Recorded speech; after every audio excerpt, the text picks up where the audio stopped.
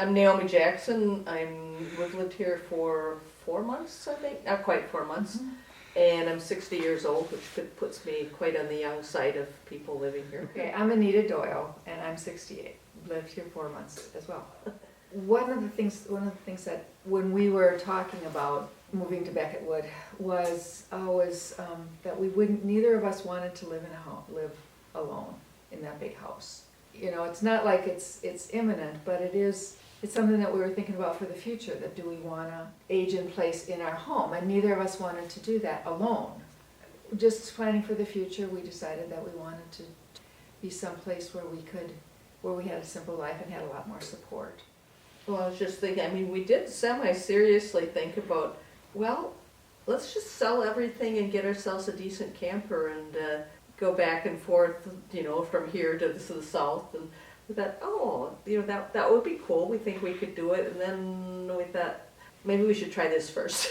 Maybe we should take care of, you know, get rid of the house and move into a place like this. And it was just kind of, which one shall we do? And this is what we ended up doing.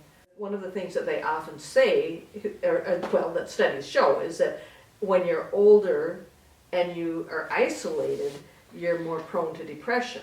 And I can tell the difference. I mean, even though there was 2 of us in the house, I can tell the difference already in having just the 2 of us there versus having a lot of people around. It's like whatever depression I had is just gone, because there's never a reason for me to feel like I'm stuck here being alone. Because if I'm feeling lonely or want some sociability, I just go down to the coffee nook or wander around the halls. You know, if I don't want to be alone, I don't have to be alone here. I've kind of mixed feelings about aging in place where we're the youngest people, as opposed to where, you know, we were some of the older folks on our block where we lived. There was lots and lots of kids. And I kind of liked that mix better than I like this mix, and yet we have talked about what we're going to learn from being here. You know, what's it like to have a couple friends that are 94 years old? And it's fun. It is fun. I still work. I still have a little tiny bit of part-time work. But it is nice to be able to go down and just go to the coffee shop. That's kind of what we do when we're feeling lonely. I've also taken up going to the workshop and just doing things down there, and that's really nice. I mean, it's the kind of thing that I would have done in my house, is to have a place in the basement. You know, you go down there and you glue something together, or pound something, or paint something. So this is that for me, and that's one of my favorite things actually right now, is to go down to the basement and just do a little project. I've been doing some framing, and I may not keep it up, but it's just nice to have that space to do that. And I feel like I can get involved. You know, if something came up that I wanted to go to, especially dealing with environmental issues, and when we were living in the house, if it was evening, you know, and I'd been out all day, come home, I don't want to go out again. Well, here, or the political town halls that we had, I don't have to get in the car and go someplace. I can go downstairs, and so I'm much more likely to be much more involved than I was when we lived in a house. So I like that. And the other thing it does for me being here, I mean, we've mostly taken care of our wills and our advance directives and all that kind of stuff, but being here, it puts a little bit of a sense of urgency to, you know, to remember, okay, we're not young anymore. We need to take care of the few things we haven't taken care of, such as where we're going to be buried, or we've changed where we live, and we own this together, so that changes how we're going to do the will. I think you're more, when you talk about the getting involved with all the committees and stuff, you're way more interested in being involved in committees. I feel like I'm sort of getting my bearings about what I might want to get involved in. And I know when we first came, I think there was an article in the Becketwood Times that said something about different people have different, will be at different places with that. So for me, it's been more a matter of just kind of waiting to see where I might fit in. And like I said, the doing little projects in the workshop, cooking, I'm really looking forward to spring, because we're going to have a garden plot, and that was a big part of our living in our house before we moved here. So So I'm looking forward to being able to get out there and work in that. But nothing is the thing that I want to do here. There's just a lot of options, and I'm just going to kind of wait. I'm also absolutely amazed at the dedication that people have here to make things happen and to give of their time and to make the cooperative work. So, yeah. Well, and I think that, we both have lost all of our parents. Both my parents have died in the last 3 years, and And my mother, her yeah. died. So And so, yeah, it's and we're at the age now where our friends' parents are dying, and so it's just right there, and that really heightens that sense of how much time have I got left, and what am I going to do? I don't know if it's useful to be more aware of it. For me, it's been unavoidable with both my parents dying. Yeah. It just thought I knew what that would be like, and I didn't, and now I know. For me, it's been a huge transition to go through that loss. Another driving force for us moving here, and me in particular, is my mom had not done a lot of things that after the fact I thought maybe perhaps she should have done, but on the other hand, she had a major stroke just kind of out of the clear blue and had been just fine at home driving all over the state and so on, and then suddenly she was totally disabled from a stroke and never went home again. But there, any number of things that I wish she had taken care of. And so that really made me think.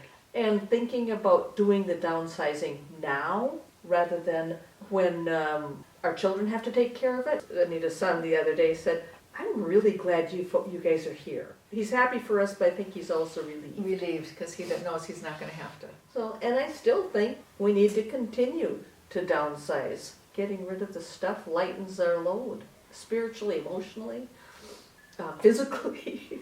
So yeah, that was a big part of my drive to move to the smaller space. That was one of the best things moving in was I was sitting right over there, and I heard some water running down the outside of in the gutter, and I thought, and I heard that, and my body went, oh, water in the gutter, oh no, gutters, and then I thought, not my problem.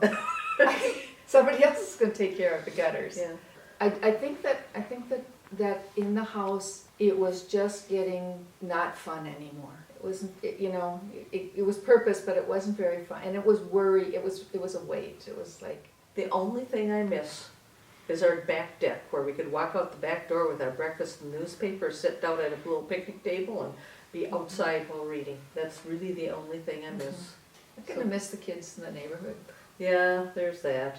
And we were the old ladies on the block, and they'd come running past our house or knock on our door for some or other. And so I kind of miss that. That there was a lot. It was a good community. We've been here a couple of weeks. We will knock on the door and open the door, and there they were, all the three little ones. And they brought pictures. They'd drawn pictures for us, and they came in, and they had to see where we were. Because they just, They opened all the cupboards to see what was there. Yeah. Oh, there's the toys. I'm going to play with the toys, and pretty soon they're all over.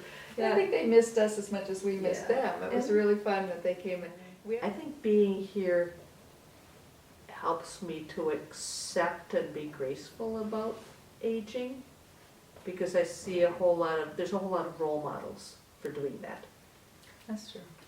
I find some hope in seeing that there are folks here who are able to stay here and so I find that there's a number of folks that are still physically able, and they've got different things going on where they're losing some of their cognition, but still able to take part in what's going on here, still able to develop new friendships, still able to sit down and talk about their hopes and dreams. It feels like where I want to be, because I see how good it is for the other folks who are dealing with the effects of aging. And that was kind of my role model, was making the decisions Before somebody else before somebody else to make them for you. Yep. I think that was a big thing. It does. It does. I mean, there's a part of me that thinks that one day I might wake up and think, oh, I'm only 60 years old. What am I thinking? Then there's a part of me that says, I've got some chronic health issues. It's going to be easier to be here than to try and, say, manage a place where we have to do the fixing. I have to say I'm almost too busy to even think, reflect on it at the moment. I've gotten so involved. I'm like, whoa, Yeah, what happened? yeah, it's really, yeah. Yeah. Yeah, and I feel like I haven't really found, like, it's a good place for, it's a good place for us, better for you, just because, I mean, she was in the co-op.